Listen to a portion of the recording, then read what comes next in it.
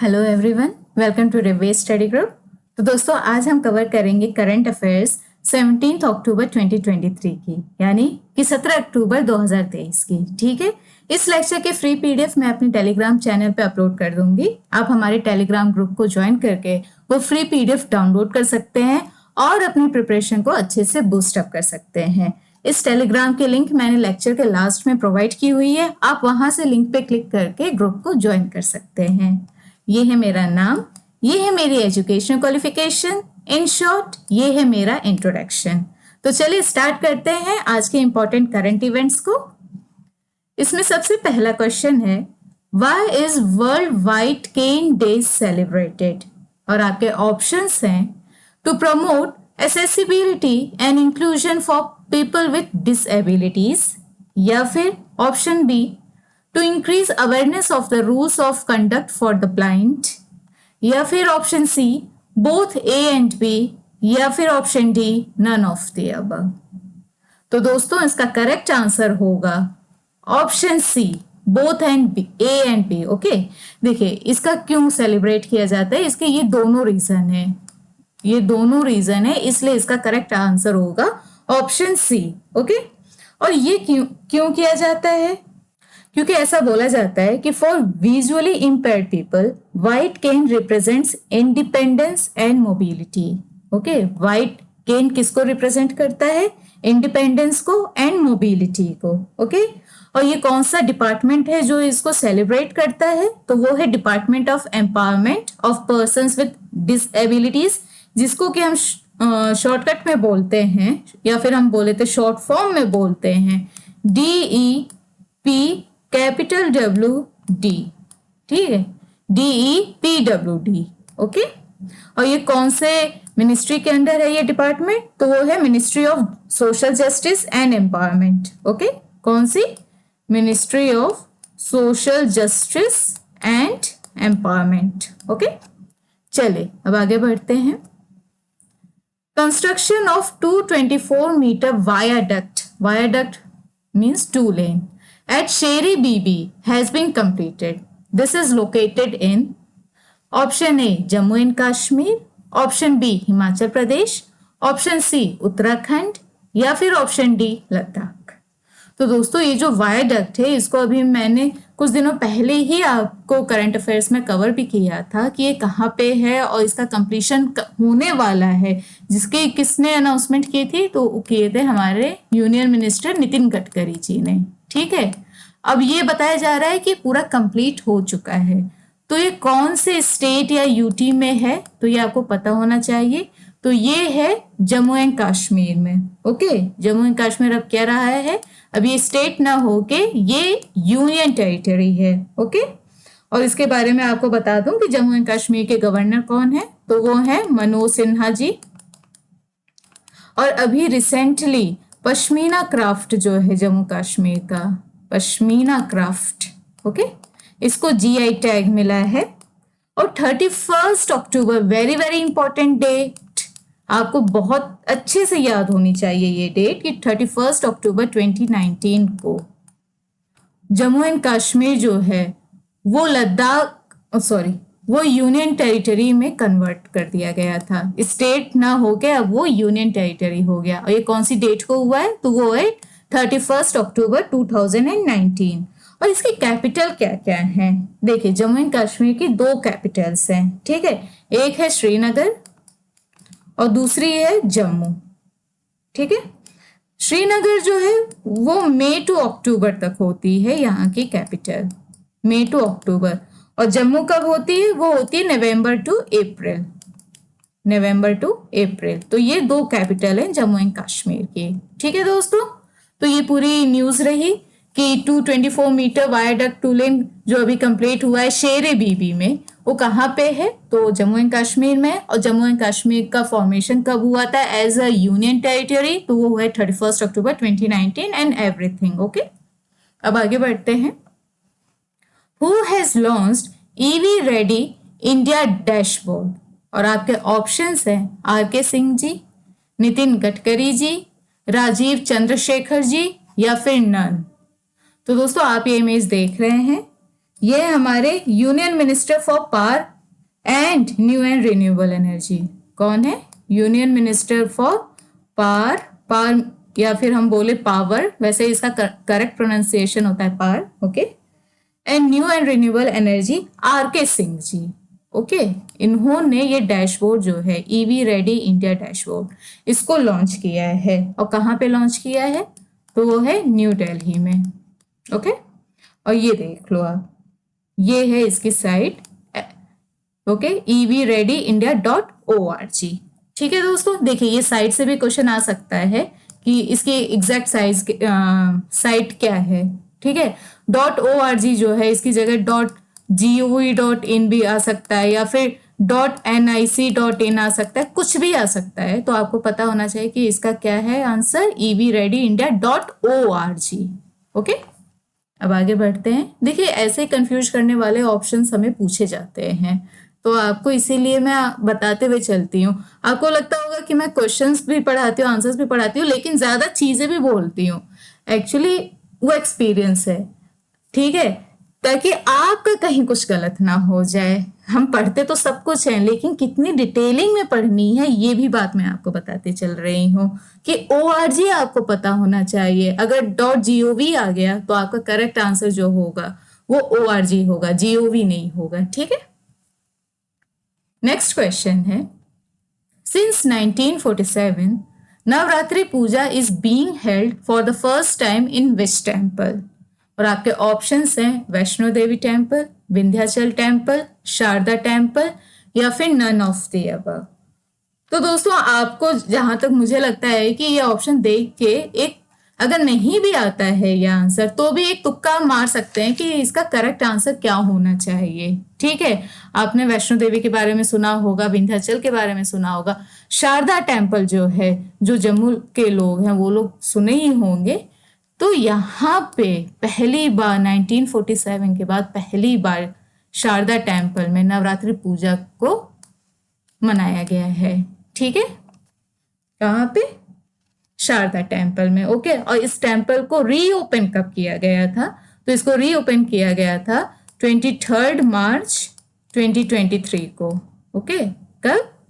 23 मार्च 2023, okay. चलिए दोस्तों अब आगे बढ़ते हैं। Who will inaugurate Global Maritime India Summit 2023 on 17th October? और आपके ऑप्शंस हैं president of India, prime minister of India, union home minister, या फिर minister of ports, shipping and waterways. तो दोस्तों आपको क्या लगता है कि इसका करेक्ट आंसर क्या होना चाहिए? ग्लोबल मैरीटाइम इंडिया समिट है, ठीक है, तो इसका करेक्ट आंसर होगा ऑप्शन बी, ठीक है। Prime minister of India means mister Narendra Modi ji, he will inaugurate Global Maritime India Summit 2023 on 17th October virtually, ठीक है, मीन्स ये वीडियो कॉल के थ्रू इसको इनॉग्रेट करेंगे, ओके। देखिए इसके अलावा इस दिन प्राइम मिनिस्टर जो हैं वो इंडियन मैरीटाइम, यहां पे मैं लिख दे रही हूं इंडियन मैरीटाइम ब्लू इकोनॉमी, ठीक है, इंडियन मैरीटाइम ब्लू इकोनॉमी के लिए अमृत काल विजन, जैसा आपको पता है अमृत काल के बारे में, उसी तरह है अमृत काल विजन 2047, ओके, इसे भी अनवील करेंगे। किसे अनवील करेंगे? इंडियन मैरीटाइम ब्लू इकोनॉमी के लिए अमृत काल विजन 2047 को भी अनवील करेंगे, ठीक है। Who will be the next Prime Minister of New Zealand? आपके ऑप्शंस हैं Christopher Luxon, Chris Hipkins, Jacinda Ardern, या फिर नन ऑफ द अबव। तो दोस्तों अभी न्यूजीलैंड में जो है इलेक्शन हुआ था और उसमें किसकी जीत हुई है? तो उसमें जीत हुई है क्रिस्टोफर लक्सन जी की। सी, ये है उनकी इमेज, ठीक है, ये खुद हैं वो सामने खड़े, इनकी पार्टी जीती है और इन्होंने मतलब इनकी पार्टी ने और वहां के लोगों ने मिलके इनको अपना नया प्राइम मिनिस्टर चूज किया है, ठीक है। अब मैं आपको न्यूजीलैंड के बारे में बता दूं तो न्यूजीलैंड की कैपिटल क्या है? तो वो है वेलिंगटन, VELLINGTON, ठीक है। न्यूजीलैंड की कैपिटल है वेलिंगटन। और न्यूजीलैंड अगर देखो तो लोकेटेड कहाँ पे है, मतलब किस एरिया में, तो it is located in South Pacific Ocean. ये क्वेश्चन आ चुका है, ठीक है। कहाँ पे लोकेटेड है? In South Pacific Ocean New Zealand is located. Okay, अब आगे बढ़ते हैं।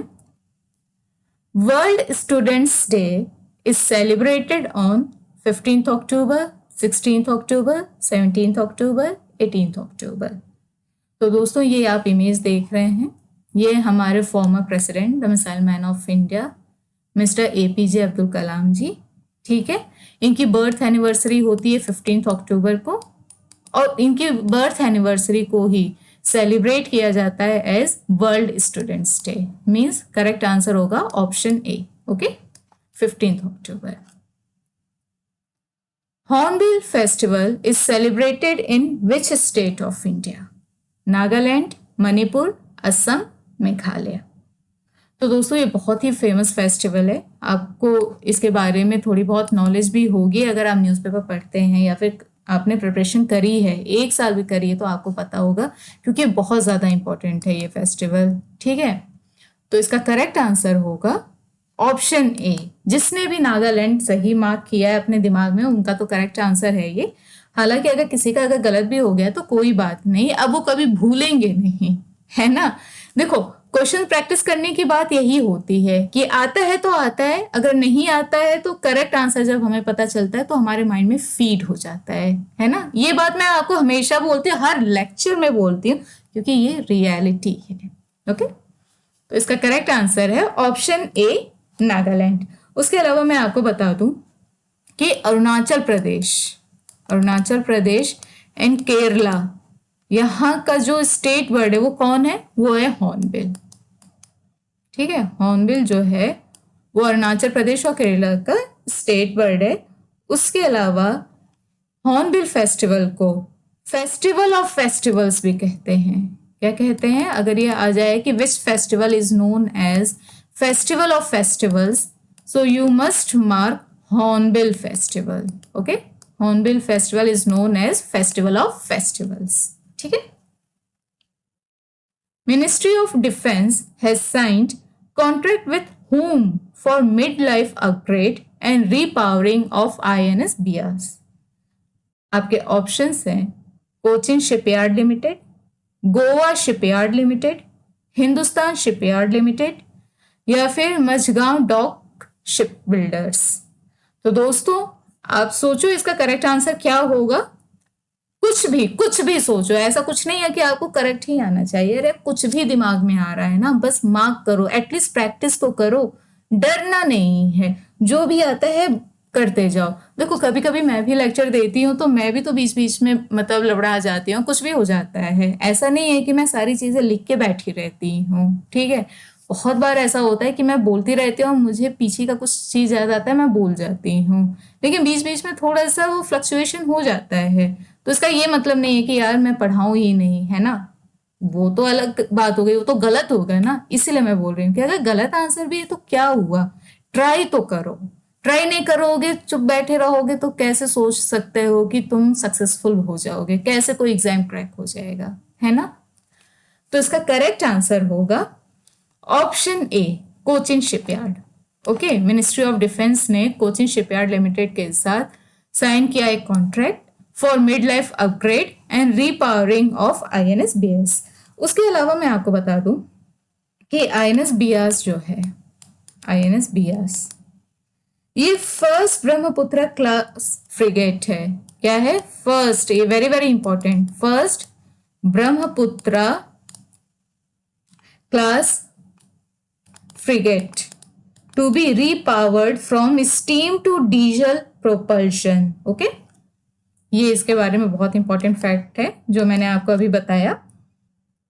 अब हम देखते हैं करंट अफेयर्स को फैक्ट्स के थ्रू, जो कि जिस तरह के आप देखते हैं स्टेट PSC में ऐसे क्वेश्चंस बहुत आते हैं। इनफैक्ट मैंने देखा है कि रेलवेज में भी आजकल पूछे जाने लगे हैं, ठीक है। बैंकिंग में भी आते हैं क्वेश्चंस, ठीक है, एक आध क्वेश्चंस ऐसे आ जाते हैं बैंकिंग में, वो सब मैं इस फैक्ट्स के थ्रू आपको कवर करवा दूंगी ताकि आपको कोई दिक्कत ना हो।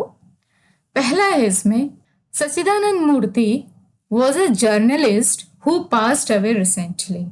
Okay, suppose a question comes, recently we have seen that Sachidanand Murthy is no more or is passed away, but what was his profession? Who was he? तो आपको पता होना चाहिए कि he was a journalist या फिर journalism was his profession. Okay, ये profession बहुत पूछा जाता है। किसी की भी जो डेथ होती है ना, उसके प्रोफेशन के बारे में पूछा जाता है। अगर वो आउटसाइडर है तो उसके पर्टिकुलर कंट्री का भी नेम पूछा जाता है। ठीक है। Magnetic stress is found as a new chauffeur. See, मैं आपको जरा मटेरियल्स के बारे में बता देती हूँ।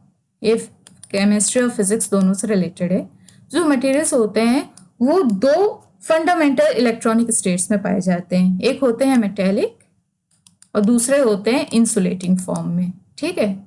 लेकिन कोई कोई ऐसे भी मटेरियल्स होते हैं जो मेटेलिक से इंसुलेटिंग और इंसुलेटिंग से मेटेलिक, इन दोनों फॉर्म में चेंज होते रहते हैं। ठीक है, मतलब ट्रांजिशन फॉर्म में होते हैं। ठीक, और ये ऐसा क्यों होता है कि क्योंकि अगर मान लीजिए किसी का टेम्परेचर बढ़ा दिया जाए, किसी का प्रेशर बढ़ा दिया जाए, एटसेट्रा, जो भी ये कंडीशंस होती हैं, तो वो अपना फॉर्म चेंज कर लेते हैं। ठीक है, वो मेटेलिक से इंसुलेटिंग हो जाते हैं अगर उनको इंसुलेटिंग का वो फॉर्म मिलता है, या फिर इंसुलेटिंग से मेटेलिक हो जाते हैं अगर उनको ऐसी कंडीशन मिलती है। तो उसी तरीके से अब साइंटिस्ट ने पाया है कि मैग्नेटिक स्ट्रेस जो है वो भी एक नया कारण है इस चेंज के लिए, ट्रांजिशन के लिए। ठीक है, और ये कहाँ के साइंटिस्ट हैं? तो वो हैं इंडिया के। ओके, चलिए अब आगे बढ़ते हैं। Forex reserves fall $14.15 billion in last 1 month on valuation impact and RBI intervention.